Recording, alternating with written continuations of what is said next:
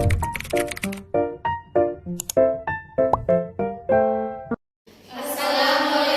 warahmatullahi wabarakatuh.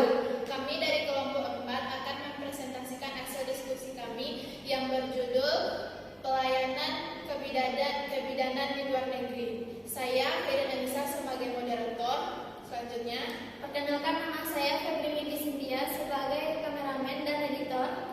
Dan perkenalkan, nama saya Ulfan Halimah sebagai penyaji. Perkenalkan, nama saya Dea Fadila sebagai penjawab. Perkenalkan, nama saya Aida Safira sebagai penjawab. Perkenalkan, nama saya Rati Winanda Rizky sebagai penyaji. Perkenalkan, nama saya Ridin Safia sebagai penjawab. perkenalkan nama saya Anissa Mayuni sebagai monitor. Perkenalkan, nama saya Anissa sebagai penanya. Perkenalkan, nama saya Zahra Besa Putri sebagai penanya.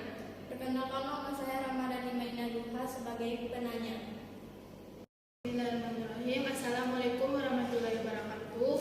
Puji syukur atas kerana Allah Subhanahu wa taala yang telah memberikan kita rahmat dan karunia-Nya kepada kita bersama sehingga kita dapat berkumpul di kelas yang kita cintai ini.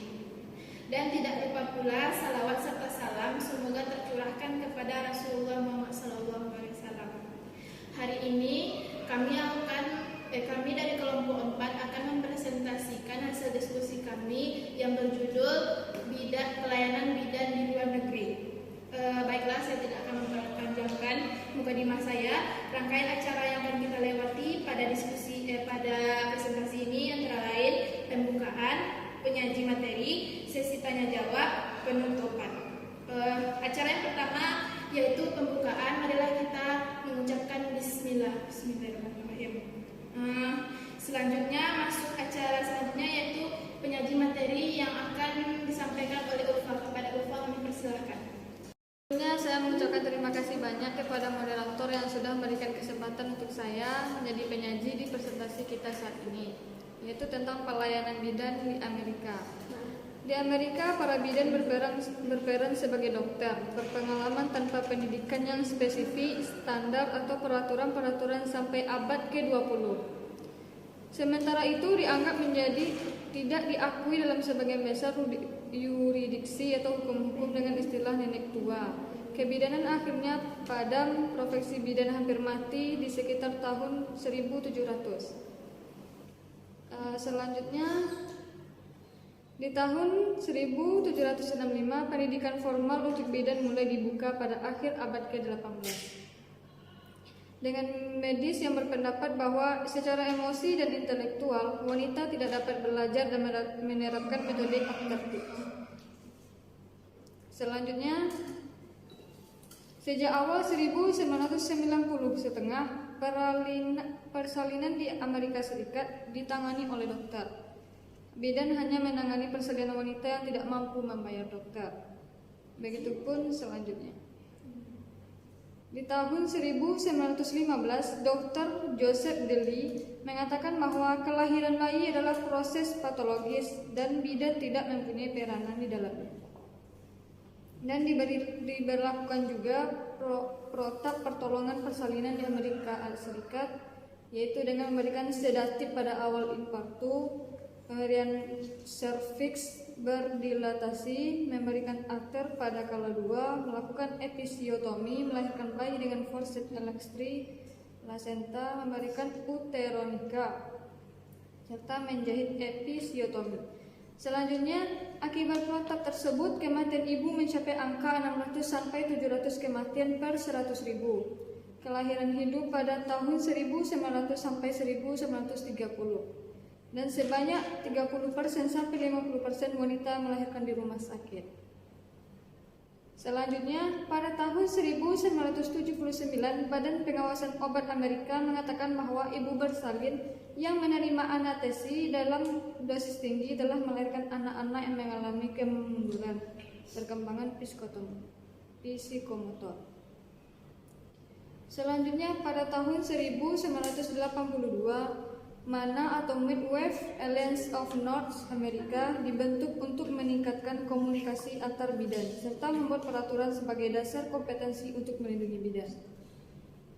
Dan selanjutnya, ada hambatan-hambatan yang dirasakan oleh bidan Amerika Serikat saat ini, yaitu Yang pertama, walaupun ada banyak undang-undang baru, direct entry with waste masih dianggap ilegal beberapa negara bagian. Yang kedua, itu lisensi praktek berbeda tiap negara bagian. Yang ketiga, kritik tajam dari profesi medis kepada direct entry Medways ditambah dengan isolasi dari sistem pelayanan kesehatan pokok telah mempersulit sebagian besar dari mereka untuk memperoleh dukungan medis. Selanjutnya, bidan adalah seorang yang telah menyelesaikan pendidikan selama 4 tahun dan praktek lapangan selama 2 tahun, yang mana biayanya sangat mahal.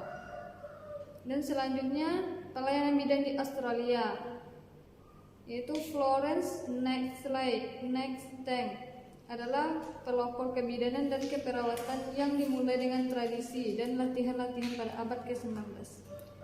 Itu yang dapat saya sampaikan, akan diteruskan oleh rekan saya, Ranti Winandaris. Baiklah, terima kasih kepada penyaji 1. Saya akan melanjutkan presentasi tentang pelayanan bidan di luar negeri.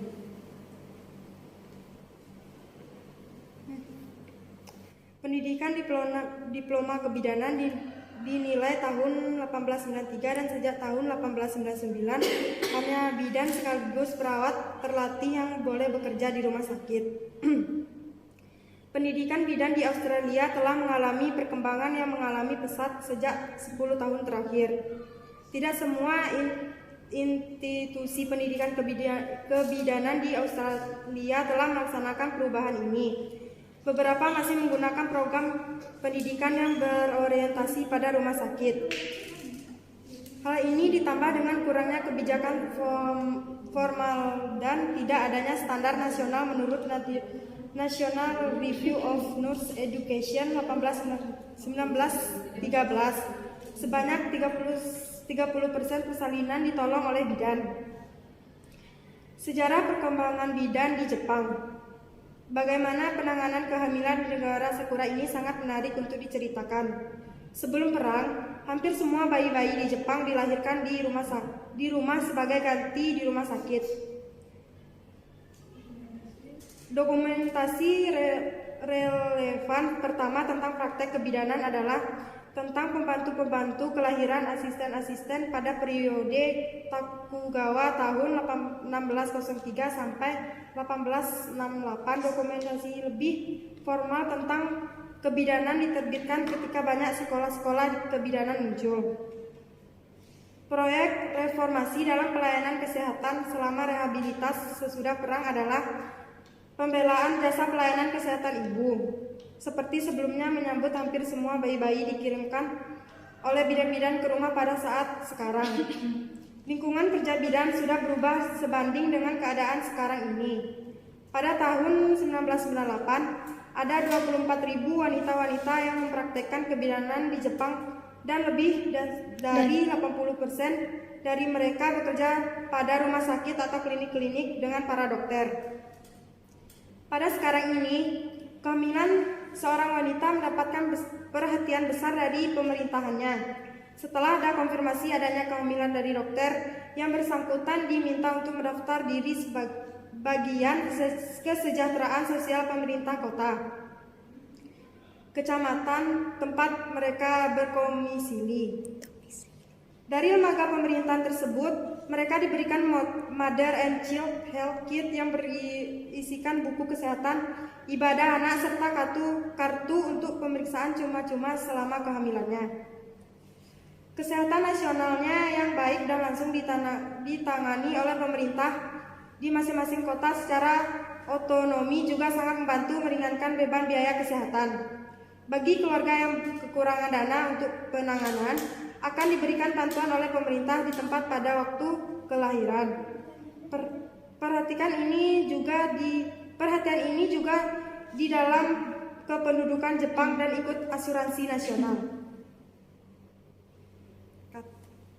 Hanya ini saja yang dapat saya sampaikan. Saya kembalikan kepada moderator. Sekian presentasi kami. Selanjutnya sesi tanya jawab. Sesi tanya jawab sebelumnya itu saya bacakan peraturannya. Setiap segmen diisi 3 orang penanya dan tiap pertanyaan diberikan 2 sanggahan. Waktu tanya jawab kami batasi hanya 15 menit. Selama proses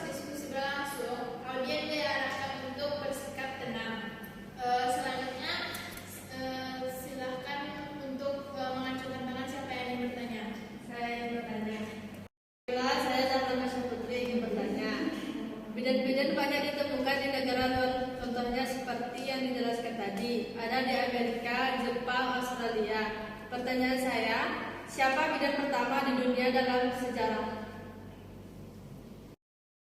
Ada lagi yang ingin bertanya?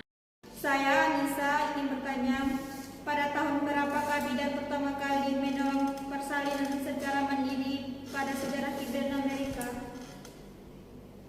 Siapa lagi yang ingin bertanya? Saya Hana ingin bertanya, mengapa bidan perlu mengetahui dan mengikuti perkembangan evidence-based midwifery? Baiklah, beri kami waktu 5 menit untuk mendiskusikan pertanyaan dari teman-teman. Baiklah, kami akan menjawab pertanyaan dari teman-teman tadi. Yang akan menjawab pertanyaan itu yang pertama yaitu Aida Safira. Kepada Aida, silakan. Baiklah, saya akan menjawab pertanyaan yang nomor 1. Siapa bidan pertama dalam sejarah? Di dalam sejarah Yunani, bidan pertama adalah Aknodek atau Aknodek dalam bahasa Yunani. Selanjutnya, pertanyaan yang kedua akan dijawab oleh Ririn Sofia. Kepada Ririn, dipersilakan. Saya akan menjawab pertanyaan dari Anissa. Pada tahun 1971, seorang bidan di Tennessee mulai menolong persalinan secara mandiri di Institut Kesehatan. Pada tahun 1979, Badan Pengawasan Obat Amerika menyatakan bahwa ibu bersalin yang menerima anestesi dalam dosis tinggi melahirkan anak-anak dengan kemunduran perkembangan psikomotor. Dan pertanyaan terakhir akan dijawab oleh Dea. Kepada Dea, dipersilakan. Baiklah, saya akan menjawab pertanyaan dari Hana. Dengan pelaksanaan praktik asuhan kebidanan yang berdasarkan evidence-based midwifery, baik yang dilaksanakan di Indonesia maupun akan diadaptasi dari luar negeri tersebut sebagai media dalam mengurangi resiko-resiko yang dialami ibu dan anak, sehingga mengurangi angka kematian ibu dan anak.